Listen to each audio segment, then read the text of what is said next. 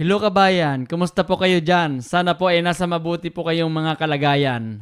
Kung isa ka sa mga araw-araw na lang ay pinoproblema kung saan hagilap ng pera sa kanilang buhay, pues samahan niyo po ako hanggang dulo at ibabahagi ko po sa inyo ang mga paraan at kasagutan sa problema mo sa pera. Kung ngayon lang po tayo nagtagpo, ako nga po pala si Jumil, isa po akong full-time na empleyado na nagtatrabaho sa isang manufacturing company. Katulad mo, hanggang ngayon, buong buhay ko, isa din ako sa mga araw-araw na problema sa pera. Kaya bago ko ibahagi sa inyo ang mga paraan at sagot sa problema mo sa pera, ito muna ang kwento. Nung ako'y bata pa, naalala ko noon, siguro mga around grade 4 or grade 5 ako, ganong mga edad. Dahil ako nga ang pangatlo sa aming magkakapatid, pero panganay sa lalaki, ako na yung laging nautusan sa bahay. At kung merong mga gagawing pangkabuhayan yung aking mga magulang, ako na rin yung isa sa mga kasama nila noon. Ang trabaho po ng aking tatay, siya po ay namamasada ng tricycle at ang nanay ko naman po ay nasa gawaing bahay. Pero kung minsan naman, dumidiskarte din yung nanay ko na naglalaba siya o kaya naalala ko noon kung saan merong mga anihan, nakikiani kami ng palay at kasakasama ako noon ng nanay ko sa mga panahon na yon. Yung tatay ko naman, dahil nga sa pamamasada ng tricycle, hindi rin naman ganun kalaki yung kita doon. Madalas, tama lang din naman yung aming pamumuhay noon. Naalala ko pa nga noon kapag yung tatay ko walang pasada o kaya parang syempre kahit sa murang edad noon, ramdam ko na rin yung mulat na rin ako noon sa hirap ng buhay. Minsan pagka yung tatay ko walang pasada at talagang walang mapagkukunan ng pera, ang ginagawa ng tatay ko noon, kung ano yung nasa paligid namin ng mga pananim noon, pinipitas namin yun at ako yung naglalako noon at ibinibinta ko yun doon sa papunta sa luwasan ng aming baryo. Napapaubos na ma'am. So yun yung naalala ko nung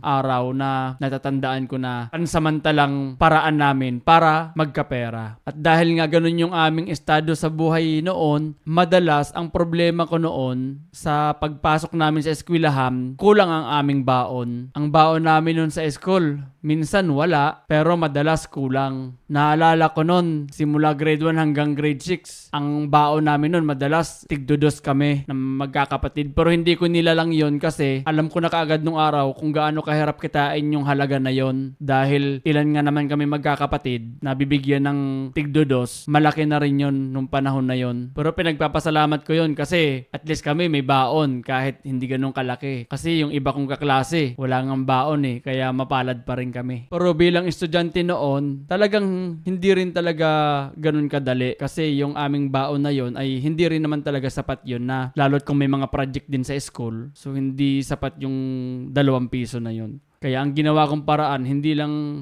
alam ko naman na mahirap lang talaga ang buhay, pero hindi lang ako basta umasa na lang din sa aking mga magulang. Bagkos, yun nga na-share ko sa inyo dati, na nagpedicab ako dahil yun lang din yung naisip kong paraan ng bata ako na pwede kong gawin para at least hindi ko na rin iasa yung aking pambaon sa mga magulang ko. Makalis man lang doon sa mga gastusin ba na kahit sa ganung paraan. At dahil nga sa pagpipedicab ko na yon, mas naging magaan yung aking buhay. Hindi lang basta nagkaroon ako ng baon. Ang totoo nun, sobra-sobra pa nga yung baon ko nung nagsimula akong dumiskarte sa pagpipedicab. Nabibili ko na yung mga laruan na gusto ko, na mga latest noon. Kung nauuso noon nung araw, yung mga pellet gun, yung talagang malalakas. Nakakabili din ako noon kasi may diskarte ako May ipon akong pera At hindi lang yon, kahit yung mga simpleng gastusin sa bahay, naaasahan na rin ako. Minsan yung pangbigas, pagkatapos ko magpedicab, ako na rin ang nabili sa bahay. Pagka yung wala pa yung mga magulang ko, minsan ako ang bumibili ng bigas. Isa na rin yun sa mga naitutulong ko sa bahay dahil nga sa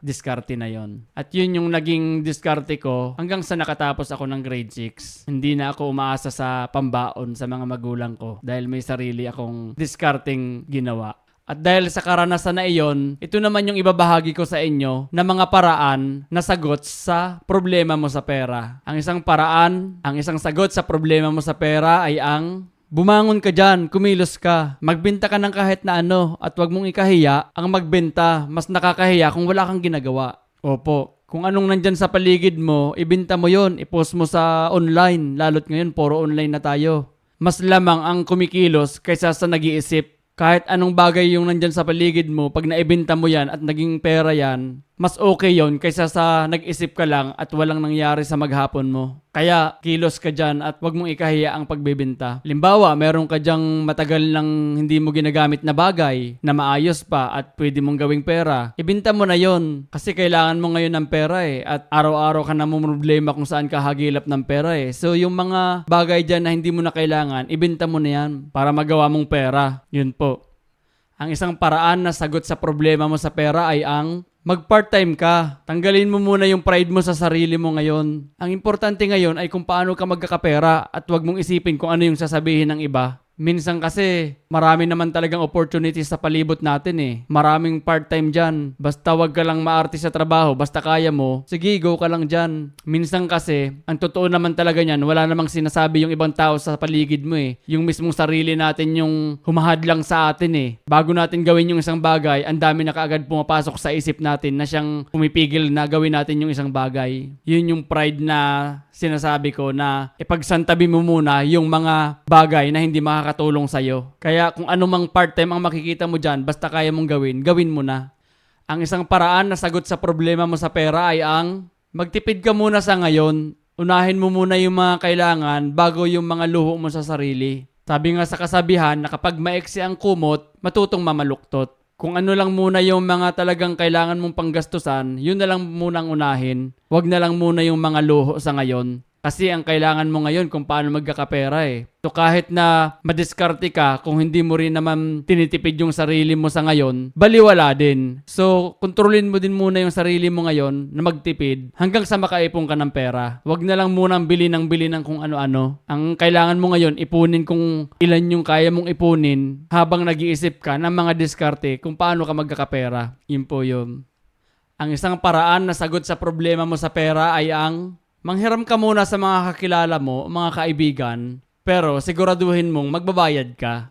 Kung lahat naman nagawa mo, talagang naghanap ka ng paraan, dumiskarte ka pero talagang kulang pa rin, sa ngayon lang naman, maghiram ka muna sa mga tinuturing mong kaibigan at siguraduhin mong magbabayad ka at wag mong sisirain yung tiwala nila sa'yo. Tandaan na yung kredibilidad ng isang tao ay mas mahalaga kumpara sa kung ano pa man. Yung tiwala nila sa'yo, wag mong sirain yon. Pag nagpangako ka na magbabayad ka at kung pagdating man ng araw na yon, hindi mo magawang bayaran, gawin mo pa rin makipag-usap sa kanila. Dahil ang tiwala ay isang beses lang na ibinibigay sa tao yon. At pagka yun ay nasira, hindi mo na ulit maibabalik yon. Tandaan na yung tunay nating mga tinuturing na kaibigan, handa yan tumulong sa'yo sa gitna ng kagipitan. Basta kung ikaw naman ay tunay na tumutupad sa mga pangako mo at hindi mo sinisira yung tiwala nila. Kaya sa ngayon, kung talagang ginawa mo naman na lahat at talagang kapos ka pa rin, humingi ka muna ng tulong sa kanila. At ganun rin yung gawin mo pagka ikaw naman yung nakakaluwag-luwag sa buhay. Give and take lang ba? Kung nandun ka sa taas ngayon, ikaw naman yung tumulong. At pag nasa baba ka naman ng mga panahong kailangan mo ng tulong, maging humble ka din at humingi ng tulong sa mga kaibigan mo.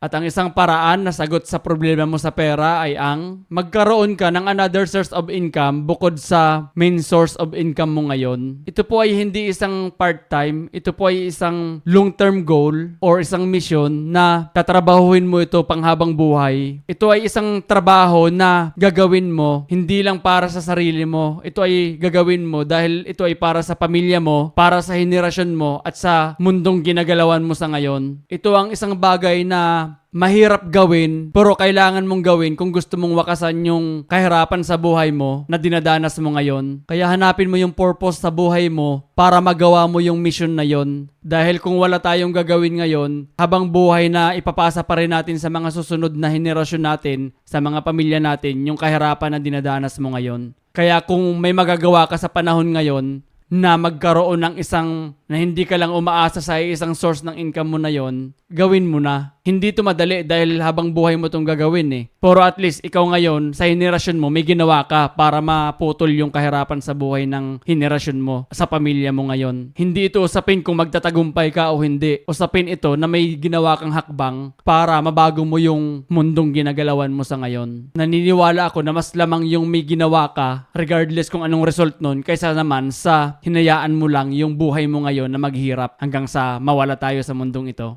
Naniniwala kasi ako na mababago lang yung pananaw mo sa buhay kung maiintindihan mo kung ano ba talaga yung purpose mo sa mundong ito. Saan ka ba bumabangon? Ano ba ang malaki mong rason o dahilan o malaki mong pangarap na bakit patuloy ka pa ring lumalaban at humahanap ng paraan sa kabila ng hirap ng buhay mo ngayon? Ang kalaban kasi natin dito yung mapagod na tayo sa kahahabol sa pagkita ng pera pero nakalimutan na natin kung bakit ba natin ginagawa ito. Na kung ano ba talaga yung purpose mo sa buhay na itinalaga ng Diyos sa buhay mo. Kaya kung isa ka na patuloy na naghahanap ng paraan para maayos yung buhay mo, samahan nyo ako at sama-sama nating wakasan ang kahirapan sa paligid natin na ito. At huwag kang malungkot kung wala kang pera ngayon. More than that, ngayon na alam mo na kung ano yung purpose mo sa buhay, naniniwala ako na makakaraos ka rin balang araw. Basta wag ka lang tumigil at tuminto, makakamit mo rin yung pangarap mo sa buhay at makakaalis sa kahirapang ito. Kaya sa mga malalakas ang loob at patuloy na naghahanap ng paraan sa kanilang buhay na maiayos ito, join po kayo sa FB group na ginawa natin sa AUPH. Ilalagay ko po yung link sa taas at dito rin, i-comment ko rin po dito sa baba. Makapag-share po tayo doon ng mga ideas at ng mga opinion. Join po kayo sa group natin at sama-sama nating lutasin ang kahirapan, pagtulungan na wakasan ang kahirapan sa mundong ating itong ginagalawan. Kaya join na po kayo doon para makapagtulungan po tayo doon sa loob ng ating FB group na iyon. Yun lang po at ako po ay mag-iwan ng isang kataga na lahat ng bagay ay may solusyon at paraan. Kailangan mo lang kumilos ng may dahilan. Yun lang po, maraming salamat. Hanggang sa muli.